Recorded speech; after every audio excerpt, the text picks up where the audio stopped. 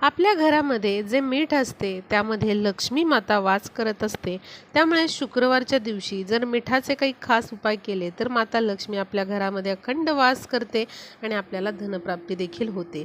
तर थोडेसे मीठ काचेच्या वाटीमध्ये घेऊन त्यावर 5 लवंगा ठेवाव्यात आणि आपल्या घराच्या पूर्व भागामध्ये पूर्व दिशेला ही वाटी ठेवून द्यावी. यामुळे माता लक्ष्मी आपल्या घराकडे आकर्षित होते आणि आपल्या घरामध्ये तिचा अखंड वास राहतो.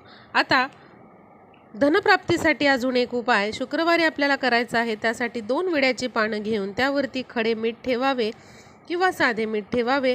त्यावरती 2 लवंगा ठेवायच्या आहेत आणि असा हा पानाचा विडा घेऊन देवघरासमोर बसून आपल्याला महालक्ष्मी अष्टकम किंवा श्री सूक्तचा पाठ करायचा आहे किंवा ऐकायचे आहे. असे केल्याने देखील आपल्याला धनप्राप्ती होते.